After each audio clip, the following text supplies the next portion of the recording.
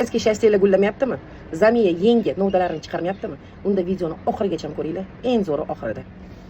Aptekaga borib 10 mingga mana shu ikkita preparatni olib keldim. Bu nima? Qaranglar.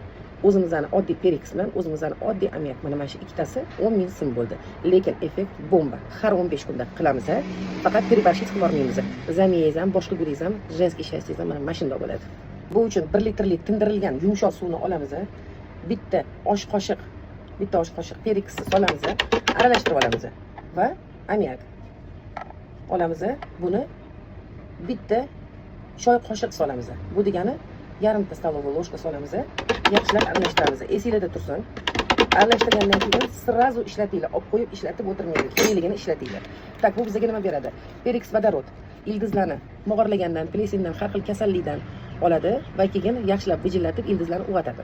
Ammiak bizga nima beradi? Birinchi o'rinda hammada dolzarb muammo pashshalar uchib yurgan bo'lsa, ularni ham haydab yuborish qanaqasiga ega. Chunki hozir hididan o'zim ham haydab ketishimga ozgina qoldi to'g'risi. Ildizlarga azot beradi. Mana bu ikkalasi birlashib, mana bu ham bu masalan azoterapiya deb aytganman har doim. Bunisi azot beradi, o'sishiga, gullashiga, portlab chiqishiga inshaalloh Allohning izni bilan zo'r yordam beradi. Har 15 kunda buni qilamiz va har 15 kunda cheridavat qilamiz. Har 15 kunda masalan qilinadigan bo'lsa, bir oyda 2 marta bo'ladigan bo'lsa, orada monokaliy fosfat beringlar. Orada sulfat magniy beringlar. Mana shunaqa qilib, aralash qilib berilsa, inshaalloh gullamaydigan gulingiz ham gullaydi. Baylari ham yashil bo'lib, chiroyli o'sadi.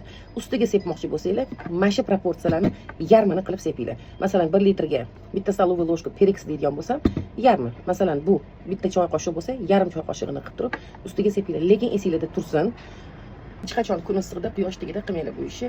Iloji boricha kechki payt yoki bomdodda qilishga harakat qilinglar. Inshaalloh cheridavat qilib qilsanglar, gullaringlar gullaydi ham, bu hamma gullaga ham to'g'ri keladi. Yangi novdalarni ham chiqaradi, har xil bakteriyalardan nari beri bo'lib yuradi. Mana proporsiyasini ko'paytirib qildim. Legendarni to'g'ramga mana hozir suvimni qildim. Mana qaranglar, zamiyani ham tiqdim, mana женский shastirani ham tiqdim mana. Hammasi chanqab yotibdi. Inshaalloh mana shunday uzog'i 15 ming turadi. Bo'ldi, olib tashlaymiz. Yo'qolisi yetib ortadi. Alloh izni bilan. Mana bu yerda уже shu tayyorlagan rastvorimni yarmidan ustiga sepib boraman. Bir maza qilib, ustidan ham tagidan ham pitanyani olvolashadi. Женский shastinga qancha ko'p qo'ysangiz shuncha rahmat etadi sizlarga, maza qiladi.